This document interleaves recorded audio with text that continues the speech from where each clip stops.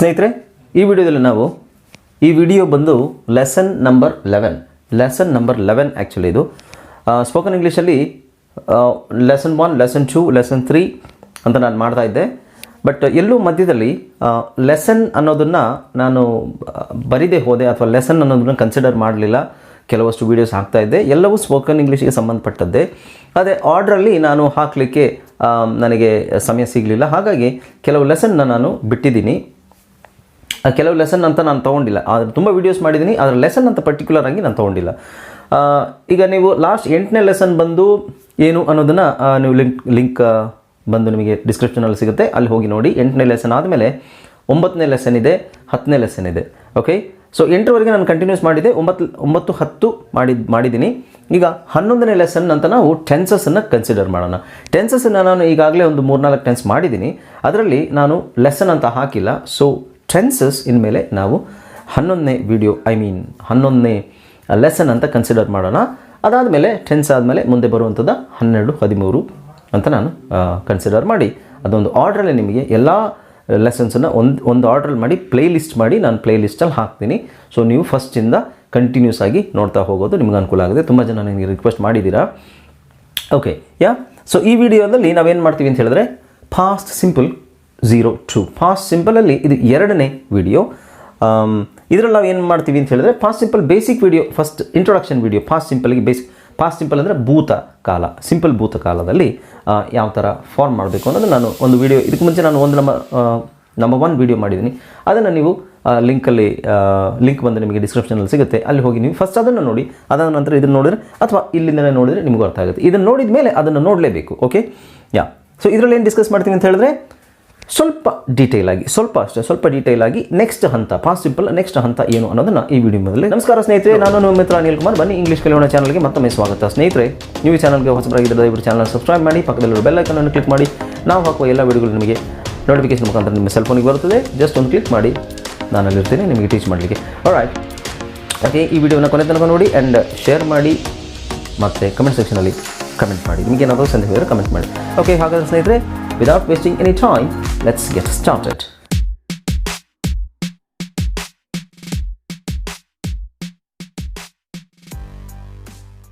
Hello friends, ಇದೊಂದು ವಿಶೇಷ ಸೂಚನೆ.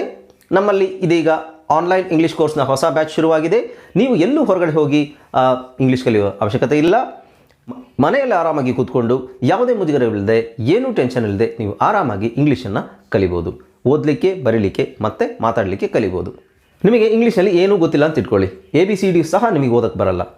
ABCD ಓದಲಿಕ್ಕೆ, ಬರೀಲಿಕ್ಕೆ ಮತ್ತು ಮಾತಾಡಲಿಕ್ಕೆ ನಾವು ನಿಮಗೆ ಕಲಿಯಲು ಸಹಾಯ ಮಾಡಿಕೊಡುತ್ತೇವೆ. ಓಕೆ, ಮಕ್ಕಳು, ದೊಡ್ಡವರು, ಕೆಲಸಕ್ಕೆ ಹೋಗೋರು, ಮನೇಲಿರೋರು ಯಾರು ಬೇಕಾದರೂ ನಮ್ಮ ಕೋರ್ಸನ್ನು ಜಾಯ್ನ್ ಆಗ್ಬೋದು. ಇದಕ್ಕೆ ವಯಸ್ಸಿನ ವಯೋಮಿತಿ ಇರುವುದಿಲ್ಲ. ಹಾಗಾದರೆ ಸ್ನೇಹಿತರೆ, ತಡ ಯಾಕೆ, ಈ ಕೂಡಲೇ ನಿಮ್ಮ ಫೋನನ್ನು ತೆಗೆದುಕೊಳ್ಳಿ ಆ್ಯಂಡ್ ಕೆಳಗಡೆ ಕೊಟ್ಟಿರುವಂತಹ ಸೆಲ್ ಫೋನ್ ನಂಬರಿಗೆ ಕಾಲ್ ಮಾಡಿ ನಿಮ್ಮ ಹೆಸರನ್ನು ರಿಜಿಸ್ಟರ್ ಮಾಡಿಕೊಳ್ಳಿ. ಸ್ನೇಹಿತರೆ, ಈಗ ನಾನು ಫಾಸ್ಟ್ ಸಿಂಪಲ್ ಫಸ್ಟ್ ವಿಡಿಯೋದಲ್ಲಿ ಏನು ಮಾಡಿದೆ ಅಂದರೆ ಕಾಲ್ಡ್ ಅಂತ ಒಂದು ಪದವನ್ನು ತೊಗೊಂಡಿದ್ದೆ. ಕಾಲ್ CALL. ಓಕೆ, ಸೊ ಇದರಲ್ಲಿ ಕಾಲ್ ಅಂತ ಈಗ ನಾವು ಯೂಸ್ ಮಾಡ್ತಾ ಇಲ್ಲ, ಆದರೂ ಇಲ್ಲಿ ಒಂದು ಕಡೆ ಯೂಸ್ ಆಗಿದೆ. ಓಕೆ, ಇಲ್ಲಿ ಈ ವಿಡಿಯೋದಲ್ಲಿ ನಾವು ಏನು ಡಿಸ್ಕಸ್ ಮಾಡ್ತೀವಿ ಅಂತ ಹೇಳಿದ್ರೆ, ಯಾವುದೇ ಒಂದು ಟೆನ್ಸ್ ಆದರೂ ಸಮಯದ ಮೇಲೆ ನಿರ್ಧರಿತವಾಗಿರುವಂಥದ್ದು. ಓಕೆ, ಸಮಯ ನಿರ್ಧಾರ ಮಾಡುತ್ತೆ ನಾವು ಯಾವ ಥರ ಮಾತಾಡಬೇಕು ಅಂತ. ಓಕೆ, ಈ ಸಮಯದಲ್ಲೇ ನೋಡಿ, ವಿತ್ ಟೈಮ್ ಎಕ್ಸ್ಪ್ರೆಷನ್ ಅಂದರೆ ಭಾವನೆ, ಟೈಮ್ ಎಕ್ಸ್ಪ್ರೆಷನ್ ಅಂದರೆ ಹೇಳುವಂಥದ್ದು, ಎಕ್ಸ್ಪ್ರೆಸ್ ಮಾಡುವಂಥದ್ದು. With time expression. ಓಕೆ, ಇಲ್ಲಿ ವಿದೌಟ್ ಟೈಮ್ ಎಕ್ಸ್ಪ್ರೆಷನ್, ಟೈಮ್ ಹೇಳುವಂಥದ್ದು ಅಥವಾ ಟೈಮ್ ಇಲ್ಲದೆ ಹೇಳೋದು. ರೈಟ್, ಇನ್ನೊಂದು ಎರಡನೇದು ನೋಡಿ, ಇದು first one.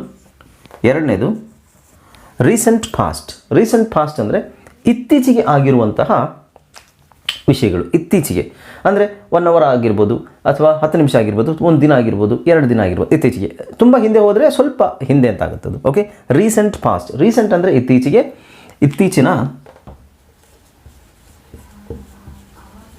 ಇತ್ತೀಚಿನದು. Okay, with time expression, ಸಮಯದ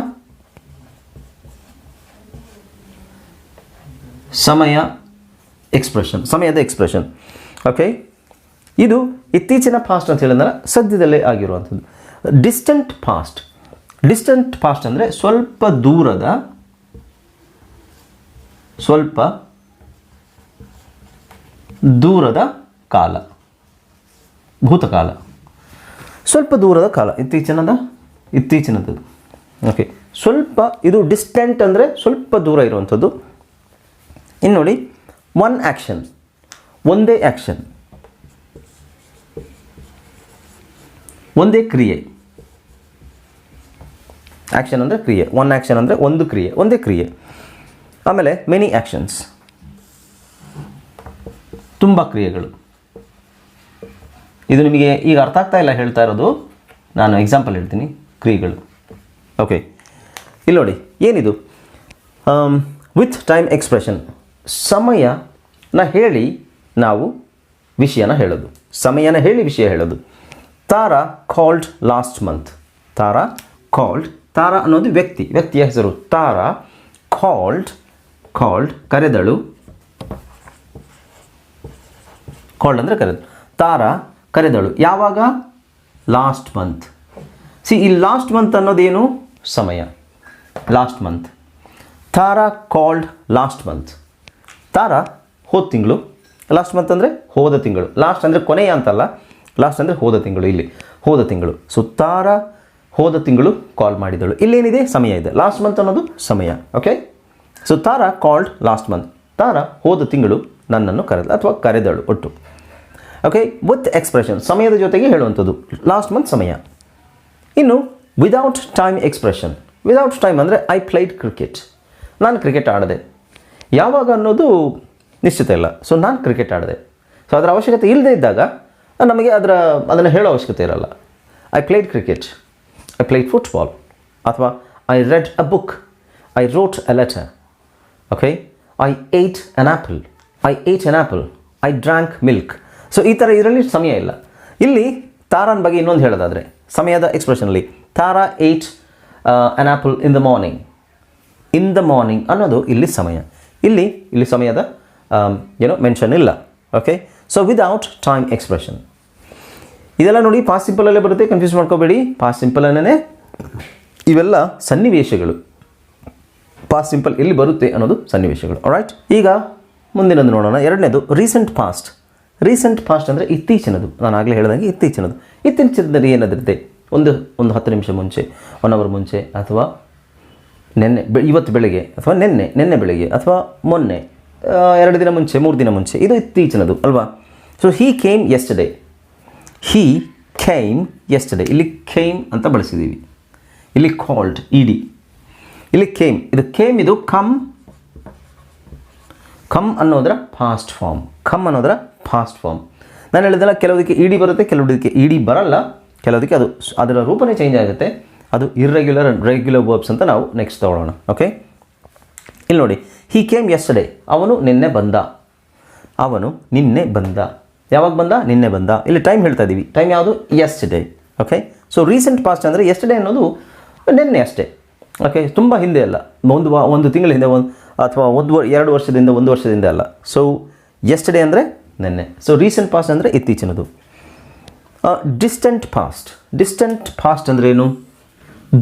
ಸ್ವಲ್ಪ ದೂರದ ಕಾಲ, ಸ್ವಲ್ಪ ದೂರ ಹೇಳೋದು ಅಂತ ಹೇಳಿದ್ರೆ, ಈಗ ನೋಡಿ, we lived in Delhi a long time ago.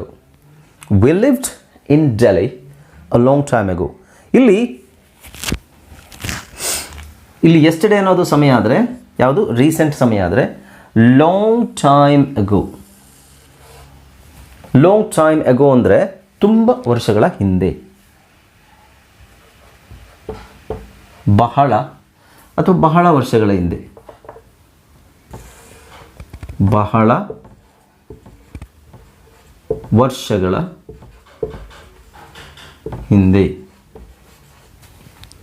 ಬಹಳ ವರ್ಷಗಳ ಹಿಂದೆ ನಾವು ಡೆಲ್ಲಿಯಲ್ಲಿ ವಾಸವಾಗಿದ್ವಿ.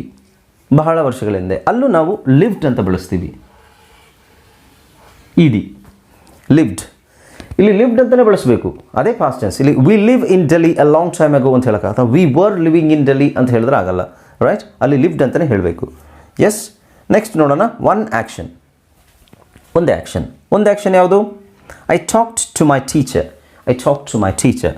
ಇಲ್ಲಿ ಟಾಕ್ಡ್ ಅನ್ನೋದು ಕ್ರಿಯೆ. ಮುಖ್ಯವಾಗಿ ನಾವು ಫೋಕಸ್ ಮಾಡಬೇಕಾದಂಥದ್ದು ಕ್ರಿಯೆ ಮೇಲೆ. ಓಕೆ, ಕ್ರಿಯೆ ಅಂದರೆ ಏನು? Verb, action. ಓಕೆ, ಸೊ ಇಲ್ಲಿ ನೋಡಿ, ಒನ್ ಆ್ಯಕ್ಷನ್, ಒಂದೇ ಆ್ಯಕ್ಷನ್ನ ಹೇಳಬೇಕಾದ್ರೆ I talk to my teacher, ನಾನು ನನ್ನ ಟೀಚರ್ ಹತ್ರ ಮಾತಾಡಿದೆ. ನಾನು ನನ್ನ ಟೀಚರ್ ಹತ್ರ ಮಾತಾಡಿದೆ. I talked to my teacher, ನಾನು ನನ್ನ ಟೀಚರ್ ಹತ್ರ ಮಾತಾಡಿದೆ. ಓಕೆ, ಇಲ್ಲಿ ಮೆನಿ ಆ್ಯಕ್ಷನ್ಸ್, ಒಂದಕ್ಕಿಂತ ಜಾಸ್ತಿ ಆ್ಯಕ್ಷನ್ಸ್. ಏನು ಒಂದಕ್ಕಿಂತ ಜಾಸ್ತಿ ಆ್ಯಕ್ಷನ್ಸ್ ಹೇಳಬೇಕಾದ್ರೆ, ನಾವು ಒಂದು ವಿಷಯನ ಹೇಳಬೇಕಾದ್ರೆ ಮೇ ಬಿ ಒಂದಕ್ಕಿಂತ ಜಾಸ್ತಿ ಆ್ಯಕ್ಷನ್ಸ್ ಇರ್ಬೋದು ಅದರಲ್ಲಿ. ಇಲ್ಲಿ ಉದಾಹರಣೆ ನೋಡಿ, they invited us and ordered food and watched a movie. They invite ಅನ್ನೋದನ್ನು ಇನ್ವೈಟೆಡ್ ಅಂತ ಮಾಡಿದ್ದೀವಿ. ಆರ್ಡರ್ ಅನ್ನೋದನ್ನು ಆರ್ಡರ್ಡ್, ಅಲ್ಲಿ ಇಡಿ ಇದೆ, ಇಲ್ಲಿ ಇಡಿ ಇದೆ. Okay, ordered. Okay, they invited us and ordered food and watched. Many actions ಅಂದರೆ ಒಂದೇ ಸೆಂಟೆನ್ಸಲ್ಲಿ ಹಲವಾರು ಕ್ರಿಯೆಗಳಿರ್ಬೋದು, ಹಲವಾರು ಆ್ಯಕ್ಷನ್ಸ್ ಇರ್ಬೋದು. ಈಗ ಇದರ ಮೀನಿಂಗ್ ಏನು ಅಂತ ಹೇಳಿದ್ರೆ, they invited us and ordered food and watched a movie and we. Okay, we ಅಂತಲೂ ಹೇಳ್ಬೋದು. ಎಸ್, ಈಗ ನೋಡಿ, ಅವರು ನಮ್ಮನ್ನು ಇನ್ವೈಟ್ ಮಾಡಿದ್ರು ಮತ್ತು ಫುಡ್ ಆರ್ಡ್ರ್ ಮಾಡಿದ್ರು. ಆ ನಂತರ ನಾವು ಒಂದು ಮೂವಿನ ವೀಕ್ಷಣೆ ಮಾಡಿದ್ವಿ ಅಥವಾ ಒಂದು ಫಿಲ್ಮ್ ನೋಡಿದ್ವಿ. ದೇ ಇನ್ವೈಟೆಡ್ ಅಸ್, ಈಗ ನೋಡಿ ಅದರಲ್ಲಿ ಅವರು ನಮ್ಮನ್ನು ಇನ್ವೈಟ್ ಮಾಡಿದ್ರು, ಒಂದು ಆ್ಯಕ್ಷನ್ ಇದೆ. ಫುಡ್ ಆರ್ಡರ್ ಮಾಡಿದ್ರು, ಎರಡನೇ ಆ್ಯಕ್ಷನ್ ಇದೆ. ಆಮೇಲೆ ಮೂರನೇದು watched television, watched a movie, ಒಂದು ನಾವು ಫಿಲ್ಮನ್ನು ನೋಡಿದ್ವಿ. ಅದಾದರೆ ಇನ್ನೂ ನೀವು ಅದಕ್ಕೆ ಇನ್ನೂ ಏನಾದರೂ ಹಾಕ್ಕೊಂಡು ಫುಡ್ಡನ್ನು ಆರ್ಡರ್ ಮಾಡಿದ್ವಿ, ಫುಡ್ಡನ್ನು ತಿಂತ ನಾವು ಮೂವಿಯನ್ನು ನೋಡಿದ್ವಿ, ಅದರಲ್ಲಿ ಎಕ್ಸ್ಟ್ರಾ ಇನ್ನೊಂದು ಆ್ಯಡ್ ಮಾಡ್ದಂಗೆ ಆಗುತ್ತೆ ಆ್ಯಕ್ಷನ್. ಓಕೆ, ಇದು ಈ ಥರ ಮೆನಿ ಆ್ಯಕ್ಷನ್ಸ್ ಅಂದರೆ ತುಂಬ ಆ್ಯಕ್ಷನ್ಸ್ ಇರುವಂಥದ್ದು. ಓಕೆ, ಸ್ನೇಹಿತರೆ, ಅರ್ಥ ಆಯ್ತಲ್ಲ? ಈಗ ಪಾಸ್ಟ್ ಸಿಂಪಲಲ್ಲಿ ನಾವು ಗಮನಿಸಬೇಕಾದ ಅಂಶ ಅಂತ ಹೇಳಿದ್ರೆ, ಬೇಸಿಕಲ್ಲಿ ನಾನು ಹೇಳಿದೆ ನಿಮಗೆ ಇ ಸೇರುತ್ತೆ. ಕಾಲ್ ಇದ್ದರೆ ಕಾಲ್ಡ್ ಅಂತ ಆಗುತ್ತೆ. ಓಕೆ, ಅದು ನಾನು ಫಸ್ಟ್ ವಿಡಿಯೋದಲ್ಲಿ ಹೇಳಿದ್ದೀನಿ. ಇಲ್ಲ ಅಂದರೆ ಈ ಥರ ಆಗುತ್ತೆ ನೋಡಿ, ಇಲ್ಲಿ ಕಮ್ ಇರೋದು ಕೇಮ್ ಆಗುತ್ತೆ, ಇಲ್ಲಿ ಟಾಕ್ ಇರೋದು ಟಾಕ್ಡ್ ಆಗಿದೆ, ಕಾಲ್ ಇರೋದು ಕಾಲ್ಡ್ ಆಗಿದೆ, ಲಿವ್ ಇರೋದು ಲಿವ್ಡ್ ಆಗಿದೆ, ಪ್ಲೇ ಇರೋದು ಪ್ಲೇಡ್ ಆಗಿದೆ, ಇನ್ವೈಟೆಡ್ ಆಗಿದೆ, ಆರ್ಡರ್ಡ್ ಆಗಿದೆ, ವಾಚ್ಡ್ ಆಗಿದೆ. ಸೊ ಇದು ಇ ಡಿ ಫಾರ್ಮಲ್ಲಿ. ಇನ್ನು ಇ ಡಿ ಅಲ್ಲದೆ ಇರೋದೇನು? ಕಮ್ಡ್ ಅಂತ ಆಗಲ್ಲ, ಕಮ್. ಓಕೆ, ಸೊ ಇದು ಇರ್ರೆಗ್ಯುಲರ್ ವರ್ಬ್ಸ್ ನೆಕ್ಸ್ಟ್ ಕ್ಲಾಸಲ್ಲಿ ನೆಕ್ಸ್ಟ್ ವೀಡಿಯೋದಲ್ಲಿ ತಗೋತೀನಿ ನಾನು. ರೈಟ್, ಈಗ ಇದರಲ್ಲಿ ನಾವು ಕಲ್ತಿರುವಂಥದ್ದು ಪಾಸ್ಟ್ ಸಿಂಪಲ್ ಅಂತ ಬಂದಾಗ 4 ಅಂಶಗಳಿದ್ದಾವೆ, 6 ಅಂಶಗಳು, 1 2 3 4. ಓಕೆ, ಇದು 1, ಇದು ಆ್ಯಕ್ಚುಲಿ 2, ಇದು 3, ಇದು 4, 5 ಆ್ಯಂಡ್ 6. ಓಕೆ, ಎಸ್, ಇದರಲ್ಲಿ ಇಷ್ಟೇ. ವಿತ್ ಟೈಮ್ ಎಕ್ಸ್ಪ್ರೆಷನ್ಸ್, ಸಮಯದ ಜೊತೆಗೆ ಹೇಳುವಂಥದ್ದು. ವಿದೌಟ್ ಟೈಮ್ ಎಕ್ಸ್ಪ್ರೆಷನ್ಸ್, ಸಮಯ ಇಲ್ಲದೇ ಹೇಳುವಂಥದ್ದು. For example, I play cricket. Recent past, ಇತ್ತೀಚಿನದು ಹೇಳಬೇಕಾದ್ರೆ, he came yesterday. distant past, we lived in Delhi a long time ago. ಸುಮಾರು ವರ್ಷಗಳ ನಂತರ ನಾವು ಡೆಲ್ಲಿಯಲ್ಲಿ ವಾಸವಾಗಿದ್ವಿ.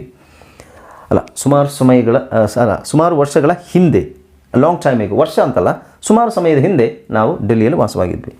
ಒಂದು action, I talk to my teacher, ಒಂದು ಆ್ಯಕ್ಷನ್ ಹೇಳ್ಬೋದು, ಅಥವಾ ಹಲವಾರು ಆ್ಯಕ್ಷನ್ನ ಹೇಳ್ಬೋದು.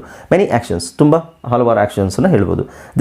They invited us and ordered food and we watched a television and we watched a movie. Okay, so this is about past simple number 2. ನೀವು ಹಂತವಾಗಿ ನೀವು ಇದನ್ನು ಕಲಿತ್ರೆ ಸಾಕು. ಒಂದೇ ಸಲ ಎಲ್ಲದನ್ನು ಕಲೀಲಿಕ್ಕೆ ಕಷ್ಟ ಆಗುತ್ತೆ. ಹಾಗಾಗಿ ನಾನು ಸಣ್ಣ ವೀಡಿಯೋಸ್ ಮಾಡ್ತಾ ಇದ್ದೀನಿ. ಸೊ ಇದರಲ್ಲಿ ನೀವು ಇದನ್ನು ಫೋಕಸ್ ಮಾಡೋದು, ನೆಕ್ಸ್ಟ್ ವೀಡಿಯೋದಲ್ಲಿ ಇನ್ನೊಂದನ್ನು ಫೋಕಸ್ ಮಾಡೋದು. ಆಲ್ರೈಟ್, ಓಕೆ ಸ್ನೇಹಿತರೆ, ಇಲ್ಲಿವರೆಗೂ ನನ್ನ ವೀಡಿಯೋನ ನೋಡಿದೆ ನಿಮಗೆಲ್ಲರೂ ನಾನು ಥ್ಯಾಂಕ್ಸ್ ಹೇಳ್ತಾ ಇದ್ದೀನಿ. ಆ್ಯಂಡ್ ನಿಮಗೆ ಏನೇ ಸಂದೇಹ ಇದ್ದರೂ ದಯವಿಟ್ಟು ಕಮೆಂಟ್ ಸೆಕ್ಷನಲ್ಲಿ ಕಮೆಂಟ್ ಮಾಡಿ, ಈ ವಿಡಿಯೋನ ಶೇರ್ ಮಾಡಿ, ಒಂದು ಲೈಕನ್ನು ಕೊಡಿ. ನೀವು ಈ ಚಾನಲ್ಗೆ ಹೊಸಬರಾಗಿದ್ದರೆ ದಯವಿಟ್ಟು ಚಾನಲ್ನ ಸಬ್ಸ್ಕ್ರೈಬ್ ಮಾಡಿ, ಹಾಗೆ ಪಕ್ಕದಲ್ಲಿರೋ ಬೆಲ್ ಐಕನನ್ನು ಕ್ಲಿಕ್ ಮಾಡಿ. Okay, thank you so much for joining with me and staying with me. Until my next videos, I'll see you in the next video. Thank you so much. Bye-bye.